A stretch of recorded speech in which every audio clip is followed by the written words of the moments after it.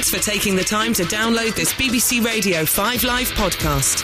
To search for other podcasts you might like, click bbc.co.uk/5live, where you'll also find our terms of use.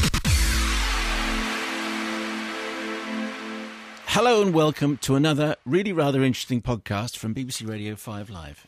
I'm at the from Boston. Stop it! I haven't introduced you yet. Oh, okay. I'm in the 5 Live Network Centre here in London town. Where are you, Mark? I'm in Boston, as I may have said earlier. I've come to Boston to see Hunger Games in the middle of the night with the largest group of, Hunger Games enthusiasts, because they opened it at midnight for the midnight screenings of Hunger Games. So I apparently am sitting in a much nicer studio than you're sitting in. I'm surrounded by nice plush walls and a coffee machine that looks like it might actually work. But I'm not as materialistic as you are, so I'm just Spartan surroundings. I can cope with that. Yeah. You know what I was thinking when I was watching Hunger Games? Where this is not to preempt the review, obviously. I was thinking, all these stories written for for kids with strong heroines. I wish somebody would write a book, with a strong heroine female character who maybe helped out a male character on a quest. I don't know, something educational, maybe something scientific, maybe something that kids could really scratch under the surface. So I think if somebody wrote that would be successful. And do you think if that were to happen, that you would be able to cast Jason as, let's say, the main baddie? You could maybe cast David. Is that who Jason is? Is that who you had in mind when you were doing that? It was, yeah. Have you told Jason? I'm not sure. Last time he communicated, his daughter was reading it, so I don't know if he ever got it off his daughter. No, actually, I've given you completely wrong information. Okay, I had a recast halfway through, and now Jason is a different role, and Michael Sheen has got the main role as the baddie. It's a little bit of a disappointment to Jason, sorry about that. So Michael Sheen now has the main baddie role. Jason comes in later in the last bit of the book, and Dave Morrissey is our hero's father. And if you haven't bought the book, then you're not going to understand. I have bought the book. Am I in it? No. Right, moving Some on. correspondence for the show. Den in Chelmsford says, long-time listener, looking forward to your show on the way to work every Monday morning. However, you've made this Monday morning rather arduous without even knowing about it. Having 30 minutes of your show left when reaching work this morning, I thought it would be an ideal opportunity to finish the show whilst doing my 30-minute run at lunchtime. So when I reached the Album of the Week section, I thought, great, only a couple of minutes left. How wrong I was. 6 minutes of, albeit amusing, banter later, I had reached my goal and was able to catch my breath. I wouldn't normally complain about the show being too long, but I'm a 47-year-old trying to get fit for a paltry 3-mile run for Sport Relief this Sunday, and I need all the help I can get. A good luck from you is all I need, and then you're forgiven. We did a fantastic ending to the show. It did go on. It went on longer than Lord of the Rings, when they sort of had about 8 different finishes. That's right. That's what we were doing. Liv Tyler says goodbye to everyone twice in Elvish. And James Whiting, just on this, Mark and Simon, my wife Louise and I have recently returned from a 4-month trip to Central America. As with most adventures across developing nations, we were subjected to long, tedious bus journeys and delays, which provides ample time for reading and listening to podcasts. One thing we like to do is to synchronise our iPods and knowingly nod or wink at each other as the highlights of each rant go through. So much enjoyment garnered from your show and the films that we've been referring to. This set us thinking, in how many different countries has your podcast provided the antidote to boredom? Well, this is James and Louise speaking.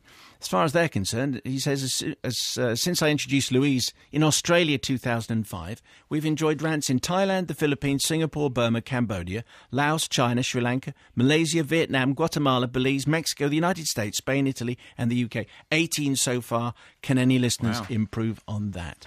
Well, I reckon that's going to be hard to beat, actually, to be perfectly honest. That's very hard. We're very big in Shetland.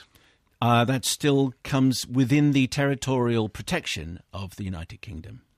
Although, actually, it's closer to Norway than Aberdeen. As does the Isle of Man. So what we're going to do, so thank you. So if you can improve on that, we'd like to hear from you. You can email mayo@bbc.co.uk. This is all kind of part of the preamble for a very entertaining show with big guests. However, all will be unveiled as we progress Here's the show. On digital and online. This is BBC Radio 5 Live. Now, Simon Mayo and Mark Kermode's film review. Fridays, 2 till 4. Text 85058. Text will be charged at your standard message rate. This is BBC Radio 5 Live.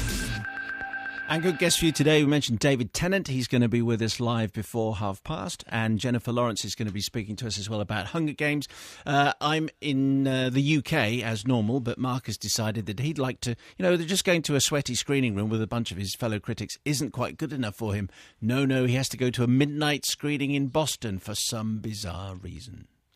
Well, I should say the strange thing about the Hunger Games screening last night, because Hunger Games opens today and it's one of those day-and-date releases, and there's now become this increasing thing for event movies, particularly event movies with a big teen following, that you do a midnight screening. And last night, this morning, actually 4 hours ago from where I am now, I went to the midnight screening in Boston, which was one of 4 cities that was originally designated to have the Hunger Games midnight screenings. And it was the strangest thing because it was multiplexes in the UK are nothing like the size of multiplexes in America. And it's the AMC Lowe's just down by Boston Common. And it has 19 screens in it. And it was a very strange experience because it turned up there, the screening was meant to start at 12:05 or something at midnight, and turned up at about sort of 11:20 to be greeted by the guy on the ticket thing. He took my ticket stub, saw the ticket and said, "Any seat in any cinema." And I said, "Well, what do you mean any cinema? You've got 19 screens." He went, "Yep, any seat in any cinema." Wow. And at midnight, 19 screens. Each screen must have had 400, 500 people in it. It was just completely packed. And then afterwards, when the film ended and everyone came out onto the street, onto Boston Common, it was like a crowd, a crowd coming out of a rock concert. And I asked somebody, we'll review the film later on, but I said to somebody else, I said, "Have you ever done this before?" They said, "Well, I've only done it before for Harry Potter, this and Harry Potter." And I said, "What, not Twilight?" Because obviously you imagine there's a huge crossover between the Twilight audience and the Hunger Games audience. And of course they showed the Twilight trailer before the Hunger Games. They went, oh no, not Twilight, Harry Potter and Hunger Games." Yeah. But it must have made in its opening day what John Carter didn't make in its opening. So Jennifer Lawrence will be we'll play that interview at 3:30. So we'll do some Hunger Games conversation sort of right at the back end of the programme. Ewan McIntyre says, "Really looking forward to seeing Hunger Games. The main reason for this is because it stars Jennifer Lawrence as someone who was absolutely stunned by Winter's Bone, in my opinion, the best film of 2010, particularly Miss Lawrence's exceptional performance. It was fantastic to see her get the success and recognition that she clearly deserved. Terrific to see her in a leading role again, but in an altogether different film." So that will come up after 3:30. Thank you very much indeed for all the emails, of which there are many. Like this one from Valerie Watt, saying, "Simon, I'm in New York watching the latest episode of Awake." This is the new Jason Isaacs US series. Before you go any further, can I just say, on the subject of being in New York, where I was a few days ago, you cannot walk 4 blocks in New York without seeing loads and loads posters of Jason Isaacs a mile high. Every taxi cab has got a picture of Jason Isaacs on the top of it. Every billboard has got a poster of Jason. It is weird. It is like New York at the moment is like a Jason Isaacs is famous theme park. And did you see any of the graffiti which people have added hello to, as we've seen? Yeah, no, I didn't see that. No, I didn't. But I have been sent photographs that people have been doing that. Okay. And of course, we don't in any way support the defacement or rearrangement. No, we were merely reporting buildings. On it. In the same way as the Tom Robinson Band did not want you to use that stencil that they gave away with their first album. When we report on bad news around the world, it doesn't mean that we are condoning that bad behaviour in the news. It just means we're reporting. I was just being clear that the gleeful tone that you were adopting was in no way endorsing. Anyway, so Valerie Watts says, "I'm in New York watching the latest episode of Awake. I'm delighted to announce that Jason Isaacs has just managed to work in the reference to the ukulele. At a crime scene, examining a body whose fingers are badly, shall we say, damaged, Jason's..." I'm going to read this out because he's got a great American accent, and we'll play the clip in just a moment, just so you know exactly what he's saying. "He'll never play the ukulele in heaven." And then Gene Zorn says he did it at minute 12 on March 22nd episode of Awake on NBC television in America. Jason Isaacs, in a faultless American accent, said ukulele. So thanks to everyone who's been pointing this out, Andy and Alan and Atlanta Rob. This is the clip then from the NBC show Awake. You will hear, basically you suggested it in here, and it comes out there. Here's Jason. Name's Charlie Simmons. He had quite a reputation as a professional partier, drugs, girls, full-time fun. Depends on your idea of fun, I suppose. Can you give us a minute, please? Neighbor said he heard something that sounded like a gunshot, but figured it was just another one of Charlie's parties, so he didn't call it in. Housekeeper came in this morning and found him as such. Looks like he's been pretty much executed. Hey, check out the fingers. Ooh, he's not going to be playing the ukulele in heaven. Charlie definitely had a rough night. Come on, let me show you why. He's not going to be playing the ukulele in heaven.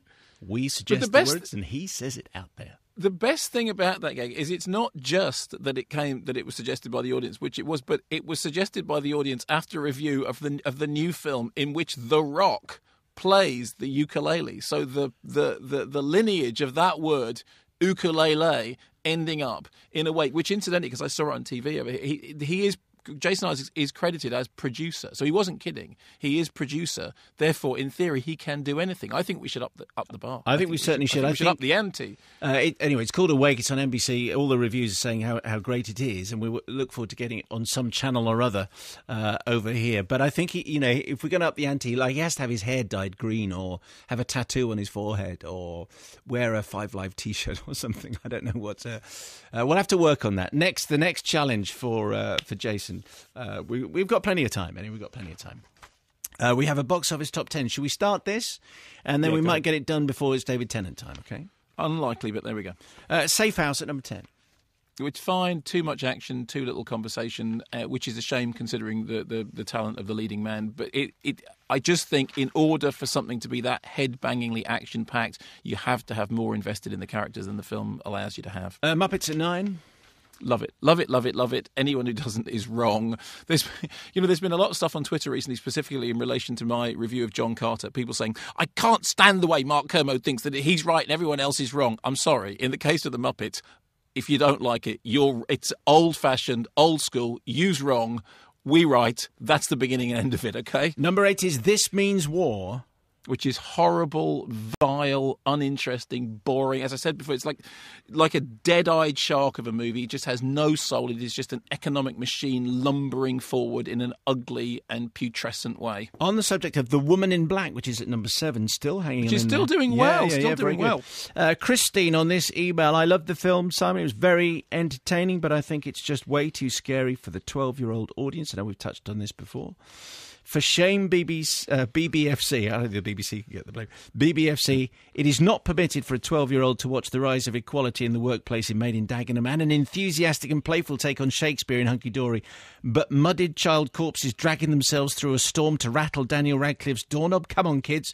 You'll never be able to be alone in a room with your dolls and teddy bears again, but at least no one is swearing. I think we get the point that she's making there.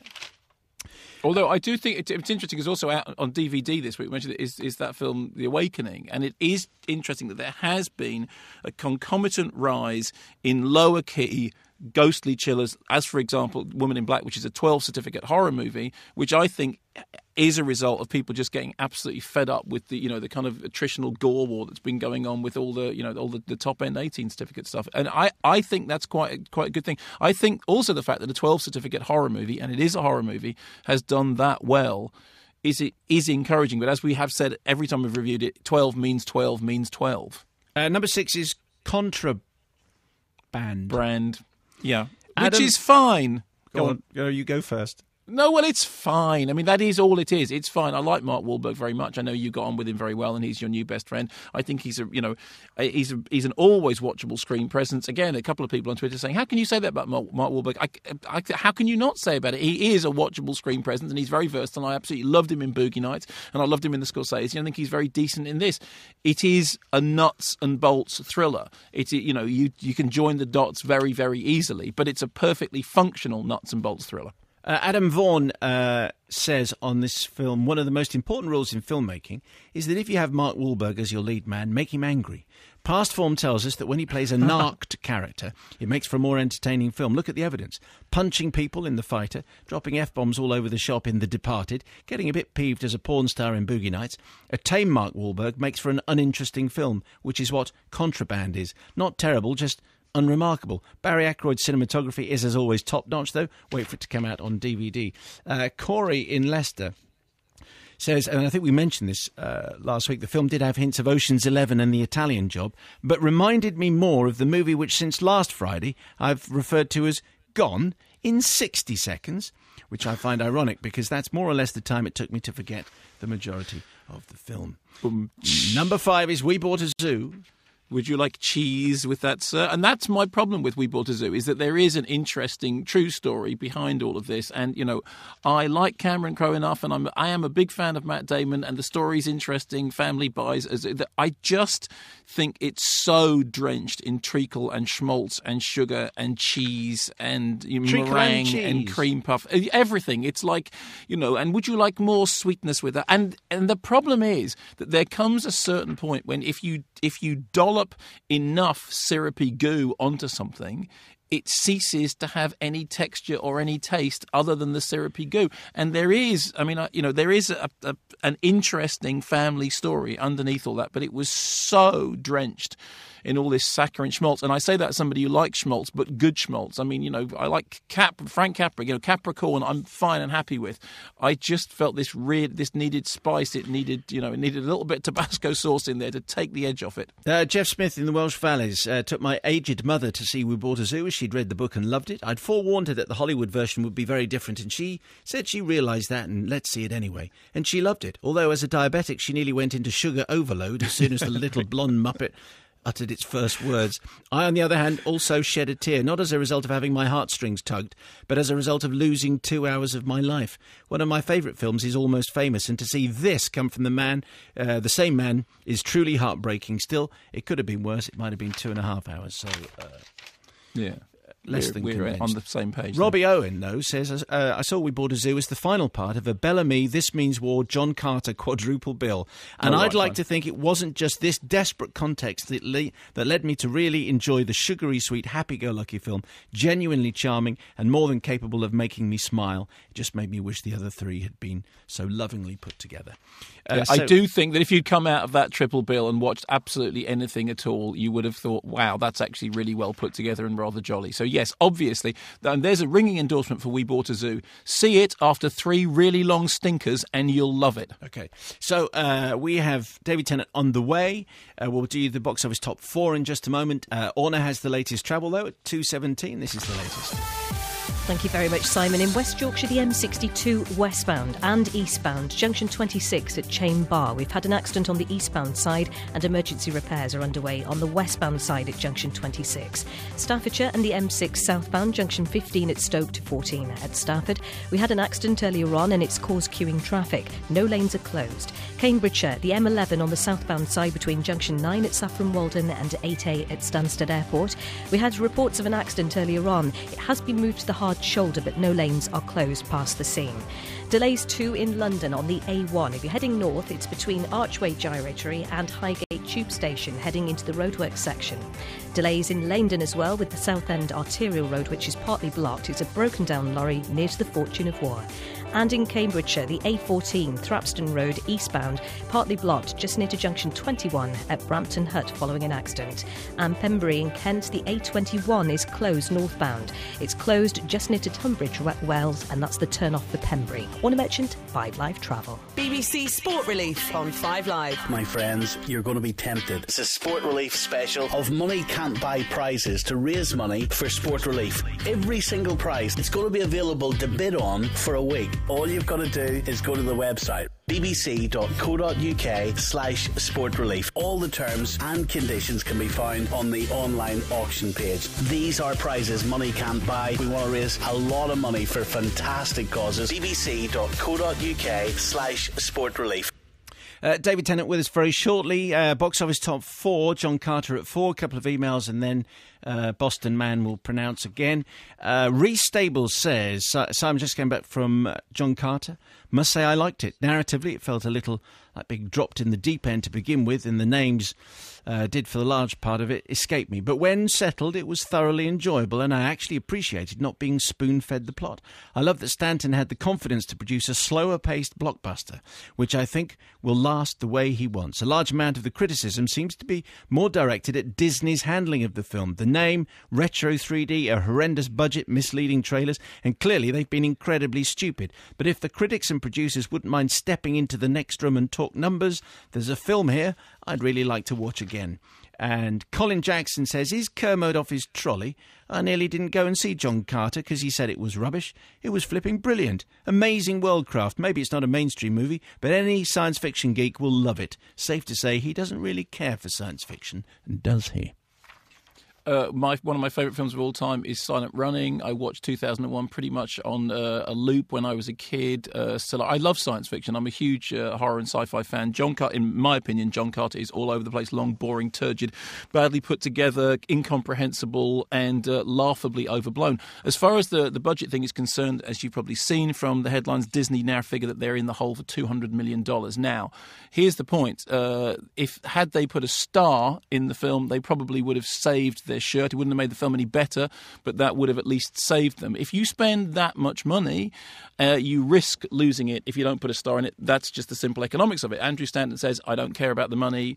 What I care about is whether the film is any good. I don't think it is. I'm always impressed by science fiction fans standing up and fighting their corner for the film that they really like, and it is clear that there are some people who really like the movie. But as far as the thing about stop going on about the budget is concerned, here's the point. This movie is about to become a staggering financial catastrophe, and consequently, it is not only pertinent but absolutely beholden to ask the director whether A, the money is an issue, whether B, if all he cares about is the film, why did it end up in retrofitted 3D, which he didn't want, and C, how come you called it John Carter rather than John Carter of Mars when all the evidence is now that Of Mars did not have any impact whatsoever on the audience. The fact of the matter is, I don't like the film. Some people do like it. More people seem to be uninterested in it. Okay, fine. That's it. On that we can all agree or disagree. As far as the finance of it is concerned, there's a whole thing going on Twitter. People are blaming me for the fact that apparently I owe Disney $200 million. It's my fault. Sorry, the money is important because if you spend that kind of money, then you cannot pretend that the money doesn't matter. Unless you're living in a fantasy world in which being $200 million in the hole does not matter. And the worst thing about it is this.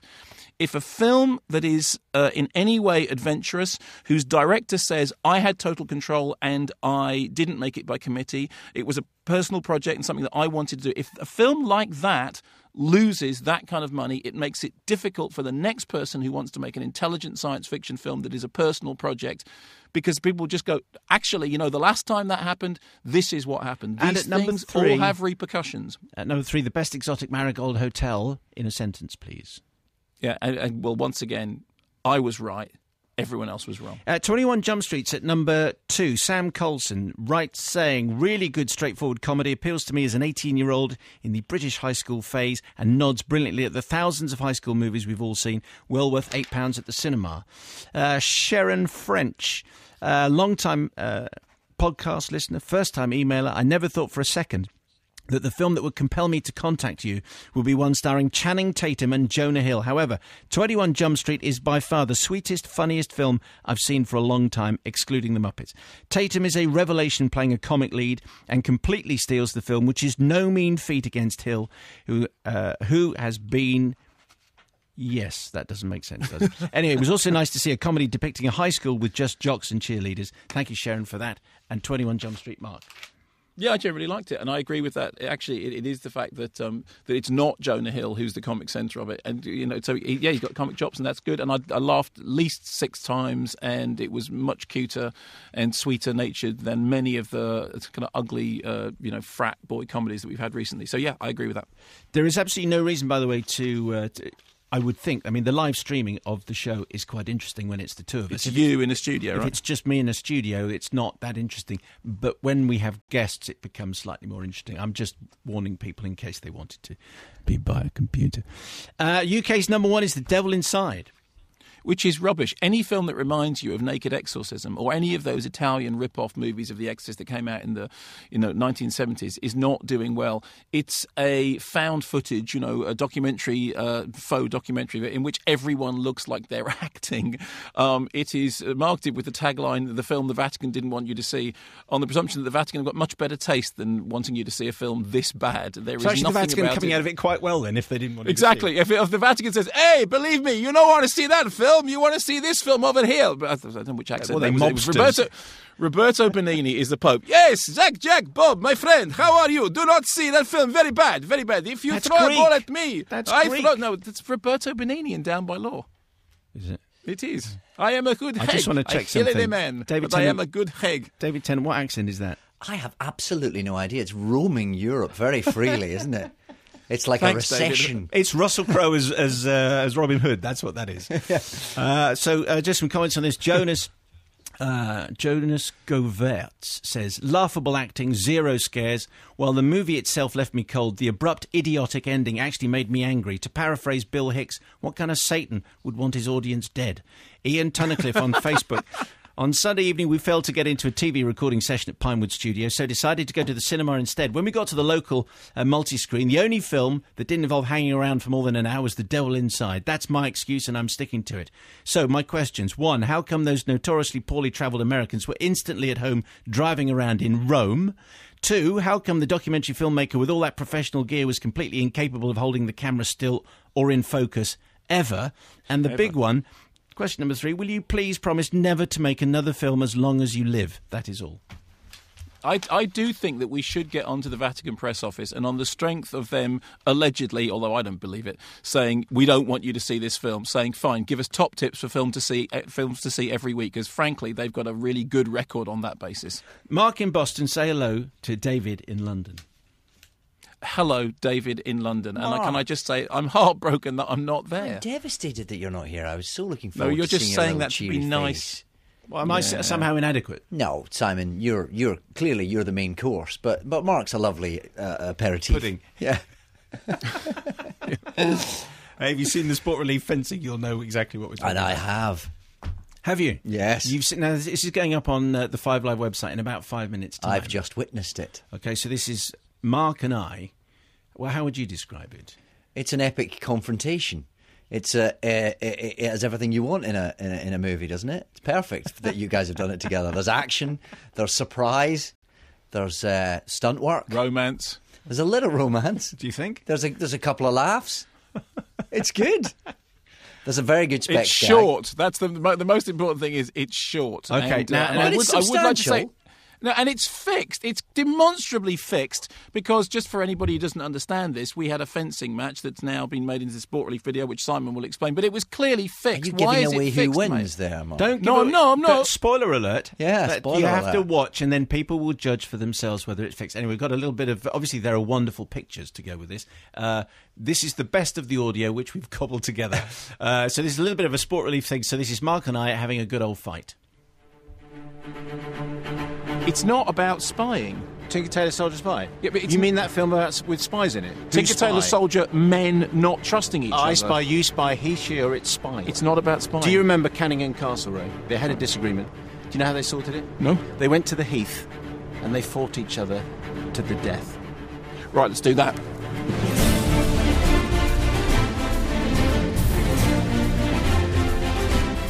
Helmets on. Okay, all right. Oh, hang on, glasses.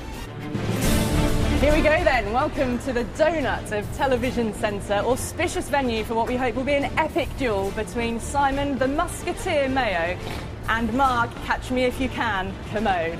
The fighters are ready. They have been briefed. The fences are warming up. And it's now down to the referee to start this epic battle. He hasn't said alley yet. There's going to be some delay here. For what? National salute. Avant-garde from the referee. Allez. Pray, ready. And in the French, they are away. Allez.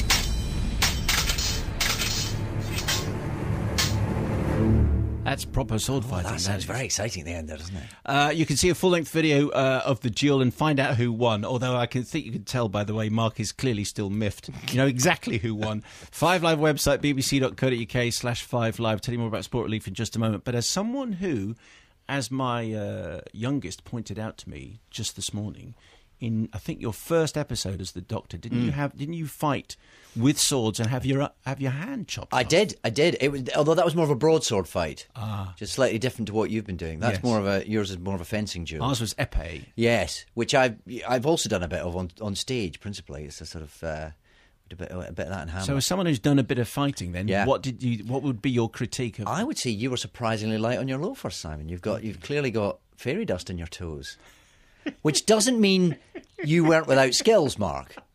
But it's a different. You have very different. You have different approaches. You might be better suited to the broadsword fight, is what I'm suggesting. Yeah, well, two things I'd like to say about that audio clip. Firstly, when she said from the BBC Donut, she did not mean me. And that was Ali Mitchell, by the way. That's the BBC's Ali Mitchell doing a sterling job for the commentary. Yeah, I was not told that we had to bring footwear. That was the key thing. So Simon turns up with, light on his feet, fairy dust, training, épée, foily shoes, and I did it in police shoes. So that's why I don't think you lost because you were wearing the wrong shoes. Clockwork Orange. Oh, you just gave away the ending, sir. Spoilers. No, Simon's approach is puckish. Yours is a little more Braveheart. But that, Oh, don't say that. I hate Braveheart. When we did that run around Eton, you got the wrong footwear then as well. You just make out because you only have one pair of shoes. I think that's what the issue is. Yeah. Can I just say, David, when you were doing your fencing in Hamlet, I take it you were shouting a rat, and striking at a curtain. No, I wasn't. No, I wasn't actually. I'm talking about the duel at the end. A rat was. We did that with a gun. That bit. It's a modern production. A gun? That's what we're going to do next. Fine. That's what we're going to do. We're going to shoot. If you can afford to donate a few quid, go to the Sport Relief website, which is bbc.co.uk/sportrelief. Yes. There's also where you sign up for one of Sunday's Sport Relief mile events around the UK. Come and run the mile on Sunday. Is that what you're doing? You bet I am. Okay. Big night of Sport Relief entertainment on BBC One from 7 o'clock tonight. But most importantly, you can look at that video, and if you smile once, you can donate some money. It's a quid a smile, I think, isn't it? That kind of thing. Right, so David Tennant is here. We're going to be talking to David about his role as a voice artiste in The Pirates, ! An adventure with scientists, ! Is it 2 exclamation marks? I haven't even noticed. 2 exclamation marks. Right. Although not in the American, because they've changed the title. In America, it's something different, yes. So we'll, Band of Misfits. That's right. Band of Misfits, that's what it is. That was always going to be changed in America, though, David. I know. You knew that the Americans wouldn't go for I'm that. just pleased we got it through here, to be honest. It's still an odd title. It is, but it's from the book, and adapted by the author of the book, so it's only right and proper that he should keep his title. Yes, this is Gideon Defoe. Indeed. And who's gone on to great things. So just explain the setup of the movie. I mean, for what it's worth. Yes. I mean, we kind of only need to know it's an Aardman film, but anyway. I know. The pirate captain is the pirate of a captain ship, as his title might hint at. They're not great pirates, though. They're a bit rubbish at plundering and accruing treasure. But he's desperate to win Pirate of the Year, which he's never managed to do. So sets out with extra fervour to have a really good go at plundering as much as possible. Doesn't have a great deal of luck. The first few ships that he comes across, for various reasons, don't have any treasure on them at all. And then he comes across the Beagle, Charles Darwin's vessel, on its way to or from the Galapagos Islands. We never really find out. And discovers a ship full of nothing but stuffed animals and baboons' kidneys. Charles Darwin is made to walk the plank, but just before he hits the water, he realises that the ship's parrot is not a parrot. It is, in fact, the world's last remaining dodo. So he encourages the pirate captain to team with him, and instead of winning Pirate of the Year, they could win Scientist of the Year. And from thence, much mayhem ensues. Yeah. So it's probably worth saying that the Charles Darwin, as portrayed by yourself and the Aardman animators, he's not really the Darwin that we've come to understand over the last few years. It's probably not a historically accurate portrayal. No, I think that is fair to say. It's a fantasy Darwin, you might say. Similarly, Queen Victoria is a stranger Queen Victoria. Yes, unless a lot went on in history that isn't recorded in the standard writing of it all. Yes, they're Darwin is. It's before he has written Origin of the Species, I think. He's a young, slightly callow, slightly craven youth with a Machiavellian streak, which I think the Darwin estate would thank us for pointing out, is not based on anything we've actually discovered to be true. Yeah. So Mark's going to come in with a really tip-top question in just one moment. Okay. But that whole discipline of being in an Aardman film takes how long? I mean, how long have you been working on this film? Do you know, I was trying to remember when I first visited the studios, which was indeed the first time I got involved in it. And it was at least 3 years ago. Because I was still filming Doctor Who at the time. I went from Cardiff to Bristol. Oh, you did Doctor Who, didn't you? I did. I knew I'd did seen do a you- show called Doctor Who, seen and you that before. filmed in Cardiff. And that's how I've been able to date it. I can't remember exactly when that was, but it was at least 3 years ago, if not longer, that I first met the team and put some stuff on tape for the first time. And then I've kind of gone in every few months or so and done another few pages or an extra bit or redone a bit. Up until just a few weeks ago, when we were finishing it off, the final kind of gasps and grunts that they put on at the end, and then some DVD extras which we recorded, which I think they're animating right now. So it's been a long process, although for me, one that I sort of visit. It's been a much longer, more intense process, of course, for the hundreds of people who work at Aardman who have just been locked in dark studios for all this time. And Mark, I think it's probably worth saying, I was just saying this to David during the News and Sport, though obviously I was listening to the News and Sport carefully. It's the sort of film that you should stay to the end of the credits. Not only because there's stuff going on the screen, but all the people that David has just mentioned, they are the stars of the film. Oh, Their name comes later, of course but they they're are. the stars of the film. Yeah. Yeah. Well, The other interest... Sorry, go on. Sorry. I was just going to say that thing about you working on it for 3 years. We did a culture show special about Aardman when they had a significant birthday, and it was about 3 or 4 years ago. And we were down there, filming all the stuff that was going on. And at one point, I went behind. There was a curtain, and I said, "What's behind that curtain?" And they said, "Oh, you can't go. You can't. That's some pirate stuff." And I went, "Am I really not allowed to have a look?" And they went, "No, you're really not allowed to have a look," whilst winking very, very heavily. And they did that thing about, splitting a hole in the curtain and looking through and looking over this great big, I imagine at that point it's, plasticine or, plastic model of this huge pirate landscape. And that was, and even at that point it looked absolutely brilliant. And the wonderful thing about seeing the film, and I do think this is, you said at the beginning of all this, Simon, that once you know it's Aardman, there's a certain mark of quality, which is why it was always so hilarious when Jeffrey Katzenberg declared that Wallace and Gromit: Curse of the Were-Rabbit was a failure because it had underperformed as far as they were concerned, and yet it's one of the great works of art of the last 20 years. There is that thing when you're with the, I know all stop motion animation now obviously works with computers, and actually when you look at the credits, you notice just how many people are working on CGI and visual effects as well as that. But the fact of the matter is, you look at any Aardman animation and there are thumbprints all over everything. I mean proper I don't mean just physical thumbprints, but they look like they've been crafted by people who actually take this stuff really seriously, and it's the humour is wrought out of years and years of endeavour and attention to detail to get that sort of stuff right. And I'm just impressed that you were involved that far back, because I was reading an interview with Hugh Grant who was saying that he was basically, they had there was somebody else who'd done a voice track for him, and then they sort of pulled him in afterwards to do revoicing. So it sounds like you were involved at a very early stage. I was, although I think that is true of Hugh. Although even then he's been around for a couple of years. He's been part of it for most of the process as well. But it just, that's just it. It takes such a long time. And I remember when we first were talking to them about it, you kind of go, they talk about a release date being in spring 2012. And you think, that's years away. That's such a remote fantasy date. It just seems impossible. And yet they were still working up to the last second to get it finished. But you're right. Do they give you your character to hold physically and commune with him, or do you only ever see it on screen? I saw some drawings, and I think I saw pictures of a model. I'm trying to remember now, but I didn't get to hold him until about a year ago. I think they brought him into the studio, and I got to hold him. How big is he? He's about, this is good for the radio, he's about maybe a foot tall, yeah. And there's a little exoskeleton in. No, it'd be what's the opposite of exo? Skeleton. Skeleton. There's a little. There's a metal skeleton that I've also seen, which they build these things around, because it's not plasticine anymore. It's I don't know what is it. It's stuff. made of stuff. It's made of stuff now. But you can move them around. They're They're like the sort of action figures that you dream of as a child, where every bit moves. Right. Let's clearly we're going to play you a clip, and obviously that Aardman touch is not necessarily there, given that you can't see anything. But here's a clip from The Pirate, an adventure with scientists, and see if you. I mean, I want to talk about the voice that David uses for Charles Darwin in just a moment. Anyway, here's a clip. What kind of ship is this? We were a scientific expedition. Charles Darwin, at your service.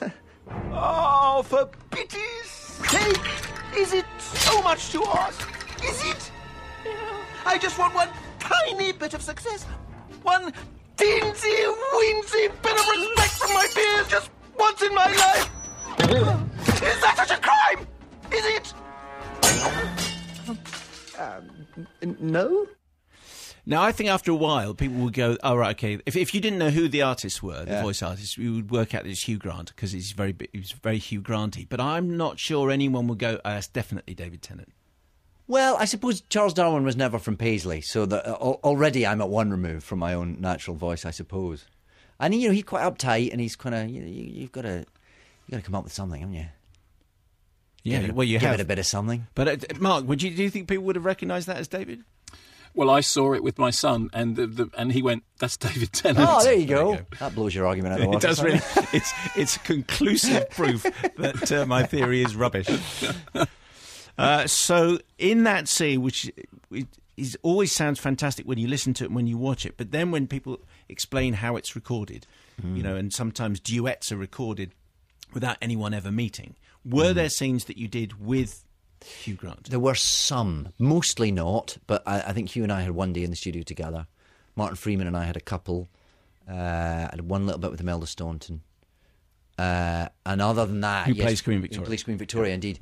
And other than that, everything was recorded, in seclusion. Although there's always an actor there to read in, even if that actor has just been sort of hired for the day to sort of help out. And is it fun to do? Because it's clearly, and it's almost an entirely different craft, what we're talking about, because you must do each line about 100 different ways. Yeah, you do a bit, and sometimes, 6 months, a year later, you'll come back and do it again because they've come up with a different idea or a different take on it.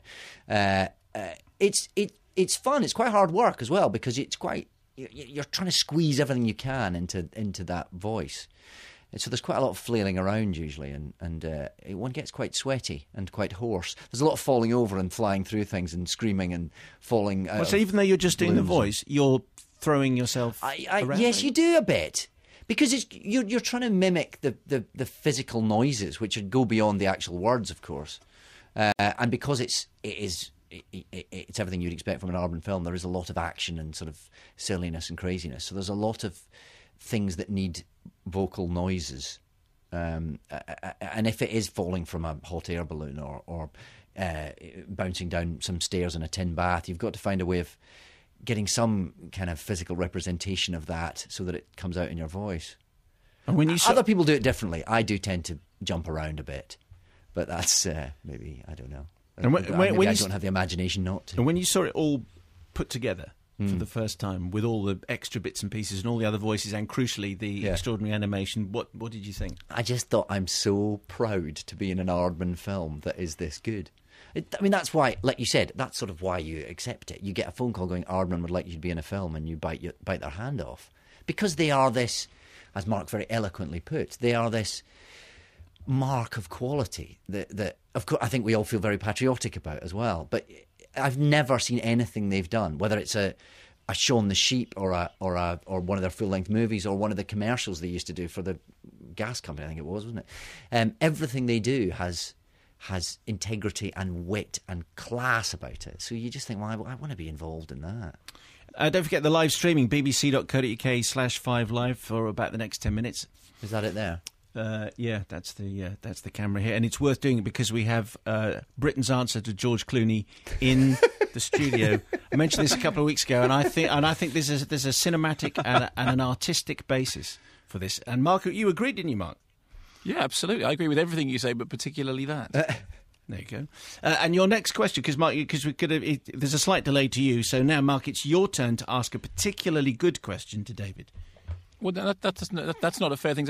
Here's what I think. I'm a huge fan of Aardman. I always have been. And I watched Pirates. Funnily enough, I saw Pirates in strange circumstances. I saw it in the screening. I didn't know what it was going to be. It was one of those things in which it was a preview screening, but you had no idea. I just knew that it was a family film. And as I said, I was there with my son. And the minute the film started, and he went, "Oh, fine, this is what it is. Fine, great." And I felt that sense of relaxing into, because you're in safe hands, and you know with them, you know that there is a certain mark of quality with all the work. Although, actually, this is not to say that everything that Aardman do is brilliant, but you always get the sense that even the things that don't work fail honourably and honestly. And I smiled all the way through Pirates, and I was, enchanted by it, and I laughed, and I had that sense that you always get with the best Aardman stuff, which is it's going to take 6 viewings to get all the gags, because, it's not just simply that the verbal gags are really funny and quickfire, which they are, but there's so much detail in there. You do feel that you want to go back and watch it again and again. But the one thing that I always wonder is this. It seems to me, and this was always represented to me by the fact that with DreamWorks, they never really understood Aardman in America in the same way as they do in Britain. Now, I don't think that that's in any way a problem. I think there is something wonderfully homegrown about Aardman. I don't mean that in a bad way. I mean that in a great way. But I wonder whether you think that this will have the same success in America as it will have, I think, in the UK, and whether that matters or not. It only matters, I suppose, in terms of them being allowed big budgets going forward. That's all, I suppose, because the American market is about making the cash back, isn't it? And Sony have paid for this, and it's not a cheap movie to make. It's only 60 million, so it's not a massively expensive movie. I mean, you could have made 4 of these for the cost of one John Carter. So let's bear that in mind. And I would imagine it can probably make that back. You'll know more than me, but it can probably make that back in the regions that it's a fairly safe bet. Can it? Yeah. Probably. Yeah, I would have. Yeah, no, I would have thought. It would be lovely if it had a huge international celebration. Who knows? But then, as soon as you start trying to predict those things, then the facts will confound you, won't they? So I think Aardman do what they do, and they do it brilliantly. And there's no point in trying to second guess an audience that you can't second guess. And did you find yourself, when you were doing the voice work, watching the images? I mean, because one of the things that you want to do with an album is to watch every scene again and again. Yeah. And presumably one of the things about having to do that voice work over and over is that you did get the chance to watch the rendered scenes. No, because you do it because the voice happens first. No, I know, but you said that you were working on it till very, very late in the day. Even that was the very later sessions were. I remember they were animating till the last minute as well. The very latest stuff was really just bumps and groans and as I said, some DVD extras that have still to be finished. So no, the voice was always done ahead of time. As the process went on, about halfway through, they'd sort of bring in bits that they'd done, so you got a sense of how some of the earlier scenes were starting to work. But we never did anything to picture because of the mouth. The mouth is matched to what you say. So we're always working ahead of the animators. Right, some listeners' questions here, which roam. Maria Waters, we refer to Mr. Tennant as girl neutral. Have you heard that phrase before? What does that even mean? Ask any woman, no matter what their usual taste in men, blonde, dark, moody, butch, if they fancy David Tennant, the answer will always be yes. That's what it means. My life I wouldn't have borne that out, I have to say. I've had enough rejection in the past, although it's all worked out in the end. But that's an interesting point. Yeah, well, congratulations. How's fatherhood? Is that all very good? Yes. All fun and exciting. All very good. Paul Edwards on our Facebook page. Do you miss the fanboy atmosphere surrounding Doctor Who? I don't feel like I miss it. It feels I still get pockets of it when wherever I go. It seems Doctor Who is one of those things that will follow you around, as will its enthusiasts. As will this question, which came in also via Facebook. First in with the inevitable, Simon, with rumours of a Doctor Who movie helmed by David Yates still circulating, and with prior form in both Doctor Who and Harry Potter, would he be interested in reprising his role for the Doctor on the big screen? I think you have to be very careful about anything you say about a Doctor Who movie. The fact is, Doctor Who movies have been talked about on some level or another for as long as I've been involved in the show, and I think as long as the show has existed. Indeed, there were a couple way back when. I think this is one of those rumours that somebody talked about, and it ended up getting more of a momentum than some of the other rumours, which were. Things are always in development, and if anyone can make it, then I suspect David Yates can. But I have no inner knowledge of how far along the. Would you be up for it? the trouble with, and I hate to sound like a politician, but literally anything you say about a thing like this becomes a quote, which becomes an article in a newspaper. That's why I asked you. Follow you around. That's why I'm not going to answer the question. All right, David, answer this. Which of the two Doctor Who movies do you prefer? Doctor Who and the Daleks or Daleks Invasion Earth 2150? Daleks Invasion Earth 2150. Yeah, that's the correct answer. There we go. So I think that's David saying yes, he is going to do a Doctor Who movie. And it's got Bernard officially Cribbins in it. breaking news. That's the one, yes. James Skinner says, any interest in doing the Peter Vincent Fright Night role again? Takes a strong character to outshine Colin Farrell, and I think you certainly gave him a run for his money. Very kind. I'd be very up for it. I suspect it in the way of these things, I don't think it was quite a big enough moneymaker for us to be asked back, but it was a great film. So there is. It was an all right film. Oh, David. shut up! It was an all right film. No, it was. I mean, you'd be fine. It was an all right film. The problem with it was it was a remake of an all right film in the first place. And so it was hard to go really with that. But it was perfectly fine. Well, it did critically in America. It did incredibly well. So everyone got very excited, and then nobody went to see it. So down to breaks. So does that leave you thinking, oh? Oh, no, because it was a Hollywood. It was, yeah, it was. It is. No, I mean that's just the way of it, isn't it? It's just the way. I'm very proud of it. I'm very pleased with it. I'm very pleased that it got received like it did. I'd have liked more people to see it, but it now exists. It's out there. It can trundle along. It can become a cult hit. So I was thinking, okay, well, you've got a fantastic body of work to talk about. Also, be quite interested to know what you're doing next. And the first thing that I came across is your name being attached to Postman Pat.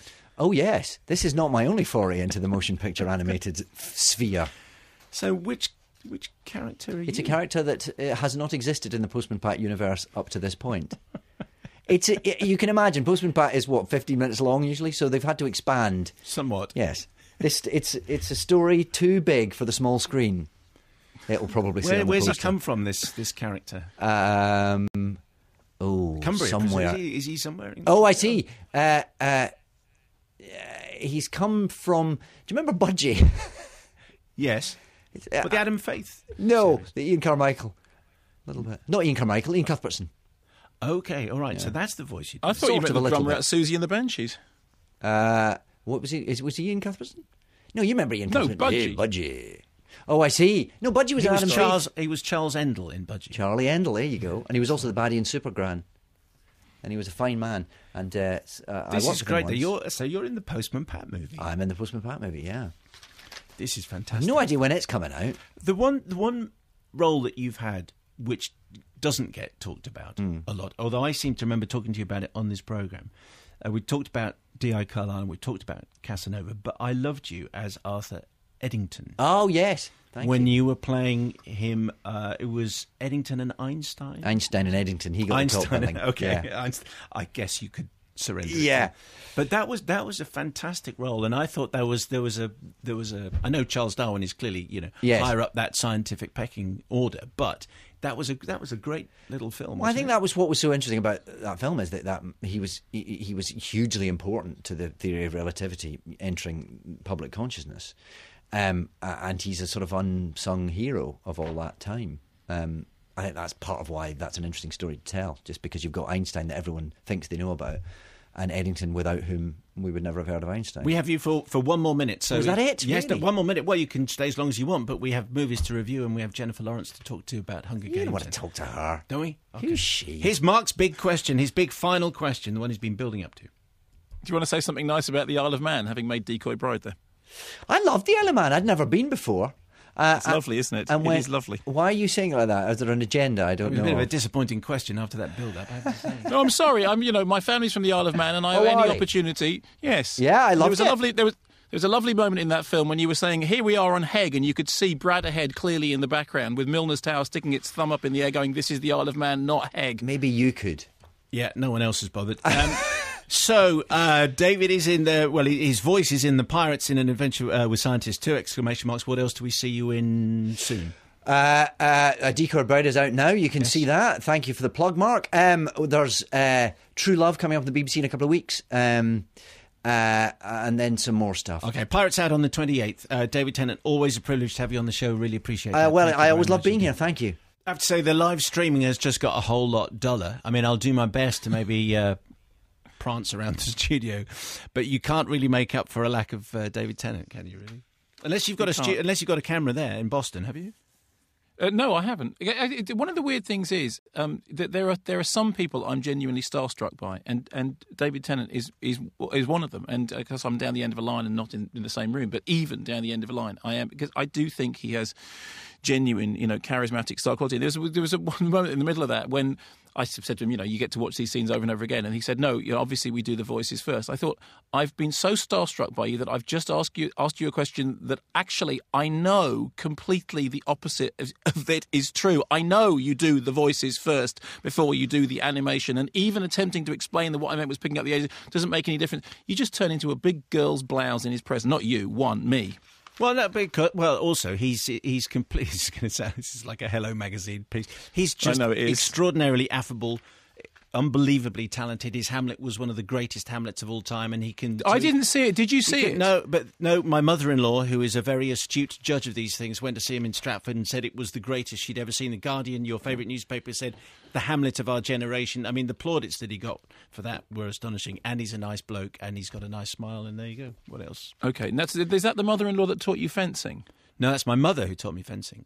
Oh, fine. So you were being taught fencing as a child in the from clip. a young I'd age. just like to say, just to be clear, so that everyone knows when they're watching it that you were a ringer. You'd been learning. You've been building up to this battle for 40 years. On Sport Relief, on this on the Five Live website and on the Sport Relief website, you can see Mark and I fighting each other with swords.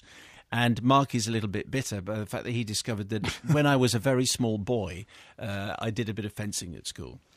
And and I think that's it's just a small factor. And you say in a class war way, posh schoolboy, quite unnecessarily, because I learnt it while at the comprehensive Worthing Sixth Form Grammar School, Worthing Sixth Form College, and so that's where they learnt my fine. Was there a lot of fencing on the mean streets of Worthing? Was there? There was a lot of fencing. People said, because look, here comes. It was Here comes basically Jippy Mayo of a Saturday night. Let's have an épée with him. Alley-oop. Who doesn't want to play rugby? Hands up. Okay, you go and do fencing. That's the way it is. Question from Theo, who is 11 years old. Yes. Although I have to say, this is a scarily bright 11-year-old.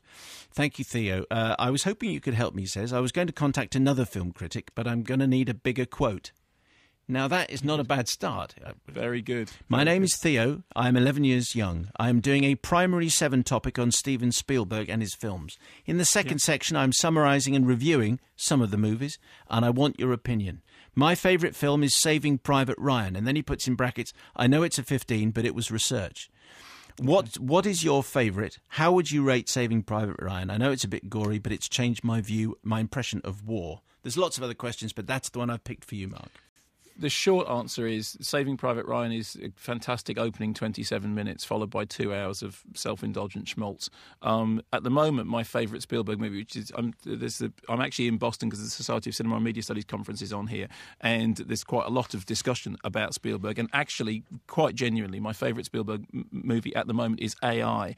And I say that significantly because when I first saw AI, I really didn't like it at all, and I got it completely wrong. And then I was convinced otherwise by somebody to whom I'm very close, said, you don't know what you're talking about, you should watch this, it's a very interesting film, there's stuff going on in it that's really fascinating.